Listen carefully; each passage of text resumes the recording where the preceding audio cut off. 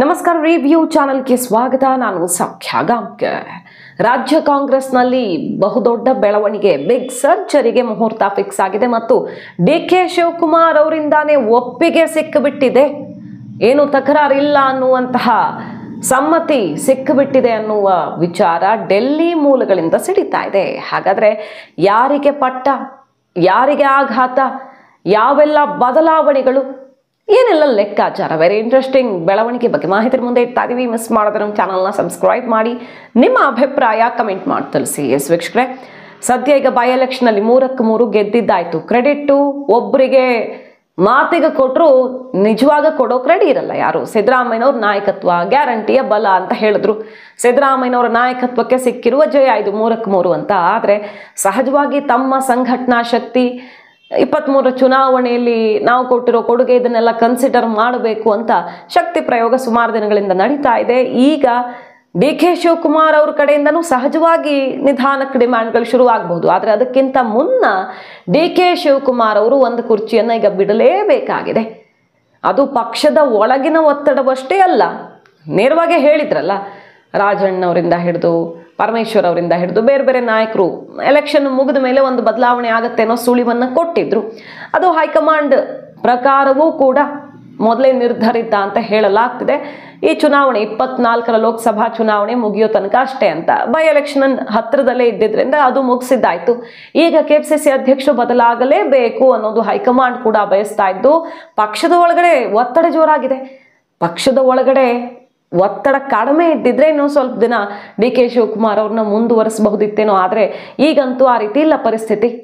ಸಿಡ್ದೇಳೋದಿಕ್ಕೆ ready ಆಗಿಬಿಟ್ಟಿದ್ದಾರೆ.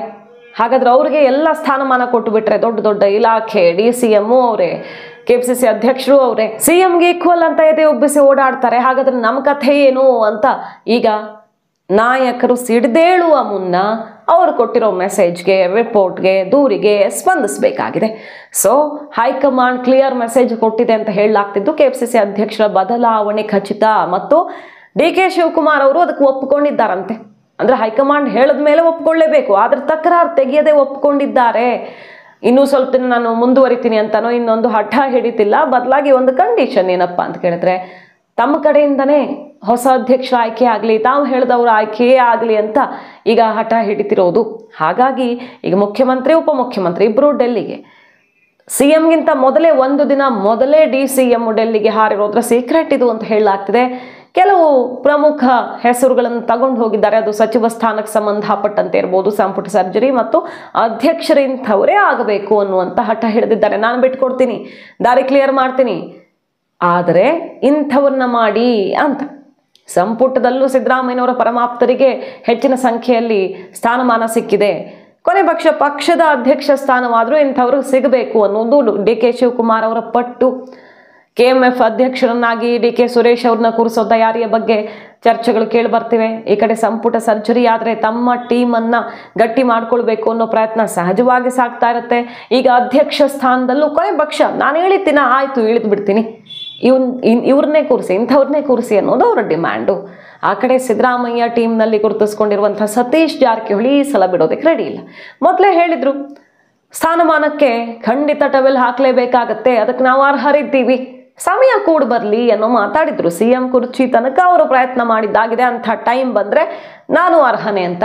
ಈಗ KPCC ಅಧ್ಯಕ್ಷ ಸ್ಥಾನಕ್ಕೆ ಟವೆಲ್ ಹಾಕಿದ್ದಾರೆ. ಸಂಘಟನೆ ಪಕ್ಷಕ್ಕೆ ಬಲ ತುಂಬೋ ನಿಟ್ಟಿನಲ್ಲಿ ನನ್ನ ಸಾಮರ್ಥ್ಯ ಹೆಚ್ಚು ಅನ್ನೋದನ್ನು ನೇರವಾಗಿ ಹೇಳ್ಕೊಂಡಿದ್ರು ಅವರು. ಕೆಲವರು ಪ್ರಚಾರ ತಗೊಳ್ತಾರೆ, ಕೆಲವ್ರಿಗೆ ಪ್ರಚಾರ ತಗೊಳಕ್ ಬರಲ್ಲ. ನಾವು ಪಕ್ಷಕ್ಕೆ ಸ್ವಂತ ದುಡ್ಡಲ್ಲಿ ಖರ್ಚು ಮಾಡ್ಕೊಂಡು ಪಕ್ಷ ಸಂಘಟನೆ ಮಾಡಿ ಏನೇನು ಮಾಡ್ತಿದ್ದೀವಿ ಅನ್ನೋದು ಗೊತ್ತು, ನಮ್ಮ ಭಾಗದಲ್ಲಿ ಗೊತ್ತು ಅನ್ನೋದನ್ನ ಸತೀಶ್ ಜಾರಕಿಹೊಳಿ ಅವ್ರು ನೇರವಾಗಿ ಹೇಳಿದ್ರು. ಆದ್ರೆ ನಾವು ಪ್ರಚಾರ ಮಾಡಿಲ್ಲ, ಕೆಲವರು ಮಾಡ್ಕೊಳ್ತಾರೆ ಅನ್ನುವ ಮೂಲಕ DKಗೆ ಟಾಂಗ್ ಕೊಟ್ಟಿದ್ರು.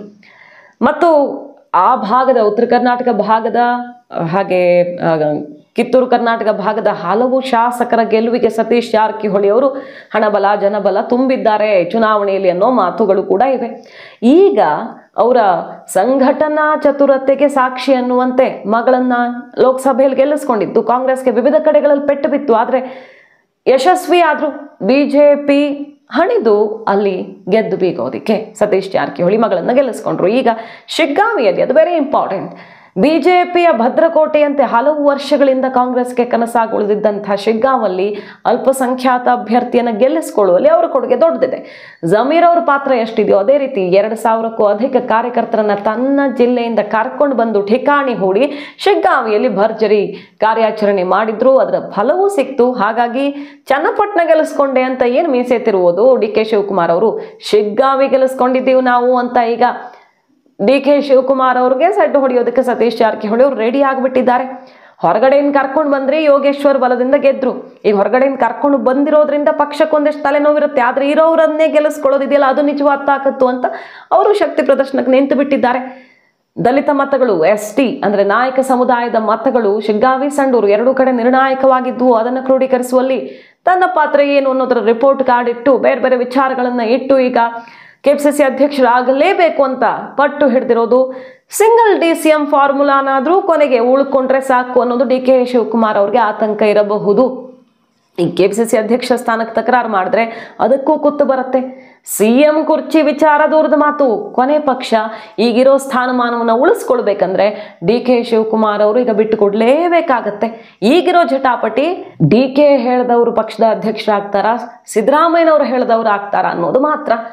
ಬದಲಾವಣೆ ಖಚಿತ. ಇನ್ನು 7-8 ಜನ ಮಿನಿಸ್ಟರ್ಗಳು ಕೂಡ ಬದಲಾಗ್ತಾರೆ ಅಂತ ಹೇಳಲಾಗ್ತಾ ಇದ್ದು, ಲಕ್ಷ್ಮಣ ಸವದಿ ಅವರು ತುದಿಗಾಲಲ್ಲಿ ನಿಂತಿದ್ದಾರೆ. ಅವರು ಆರಂಭದಲ್ಲಿ ಬಂದಾಗ ಸಿಕ್ಕಾಪಟ್ಟೆ ನಿರೀಕ್ಷೆಯಲ್ಲಿದ್ದರು, ಅದು ನಿರಾಸೆ ಆಯಿತು. ಪಕ್ಷ ಗೆಲ್ಲೋದಕ್ಕೆ ತನ್ನ ಕೊಡುಗೆ ಜಾಸ್ತಿ ಇದೆ ಅಂತ ನನಗೆ ಸಿಗತ್ತೆ ಅನ್ನೋ ನಂಬಿಕೆಯಲ್ಲಿದ್ದರು ಅವರು. 23 ಚುನಾವಣೆಯಲ್ಲಿ BJP ಬಿಟ್ಟು ಬಂದಾಗ ಅದರ ನಿರಾಸೆ ಆಯಿತು. ಈ ಸಲ ಸಿಗಲೇಬೇಕು, ಬಹುತೇಕ ಅವ್ರಿಗೆ ಕೊಡಬಹುದು. ಇನ್ನು ವಾಲ್ಮೀಕಿ ಹಗರಣದಲ್ಲಿ ರಾಜೀನಾಮೆ ತಗೊಂಡ್ರಲ್ಲ, ನಾಗೇಂದ್ರ ವಾಪಸ್ ತಗೊಳ್ತೀವಿ ಅಂತ ಸಿದ್ದರಾಮಯ್ಯನವರೇ ಹೇಳಿದ್ರು. ಆ ಚಾನ್ಸ್ ಇದೆ. ಹರಿಪ್ರಸಾದ್ ಅವರು, BK ಹರಿಪ್ರಸಾದ್ ಅವರು ಕಾಯ್ತಾ ಇದ್ದಾರೆ. ಬಸವರಾಜ ರಾಯರೆಡ್ಡಿ ಅವರು ಕಾಯ್ತಾ ಇದ್ದಾರೆ. ಬಹಳಷ್ಟು ಸೀನಿಯರ್ಸು ಇದು ಚಾನ್ಸ್ ನಮಗೆ ಸಿಕ್ಕಿದ್ರೆ ಈಗ ಸಿಕ್ಕಂಗೆ ಇನ್ನು ಬಿಡೋ ಮಾತೇ ಇಲ್ಲ ಅಂತ ಹಠಕ್ಕೆ ಬಿದ್ದಿದ್ದಾರೆ. ಈ ಸಲ ಹೈಕಮಾಂಡ್ ಮೂಲಕವೇ ನಾವು ಇನ್ನಾಗಬೇಕು ಅಂತ ಪ್ರಯತ್ನ ಶುರುವಾಗಿದೆ. ಸಂಪುಟ ಸರ್ಜರಿ ಸಂಕ್ರಾಂತಿಯ ಒಳಗಡೆ ಫಿಕ್ಸ್ ಅಂತ ಹೇಳಲಾಗ್ತಿದ್ದು, ಡಿಸೆಂಬರ್ ಅಷ್ಟೊತ್ತಿಗೆ ಬದಲಾವಣೆ ಫಿಕ್ಸ್ ಅಂತ ಹೇಳಲಾಗ್ತಿದ್ದು, 6-7 ಜನಕ್ಕೆ ಶಾಕ್ ಎದುರಾಗಬಹುದು. ಅದು ಹೆಸರು ಕೆಡಿಸ್ಕೊಂಡವರು, ಕೆಲಸ ಮಾಡಿದವರು, ಕಾಂಟ್ರವರ್ಸಿ ಮಾಡಿದವರು, ಹಗರಣಗಳ ಸುಳಿಯಲ್ಲಿ ಸಿಕ್ಕಾಕೊಂಡವರು, ಇಂಥವರೆಲ್ಲ ಸೇರಿದ್ದಾರೆ ಈ ಲಿಸ್ಟ್ಗೆ. ನೋಡೋಣ ಕಾದು. ಮಾಹಿತಿ ನಿಮ್ಗೆ ಇಷ್ಟ ಆಗಿದ್ರೆ ಮಿಸ್ ಮಾಡ್ತಾರೆ ನಮ್ಮ ಚಾನಲ್ನ ಸಬ್ಸ್ಕ್ರೈಬ್ ಮಾಡಿ. ನಿಮ್ಮ ಅಭಿಪ್ರಾಯ ಕಮೆಂಟ್ ಮಾಡಿ ತಿಳಿಸಿ. Thank you.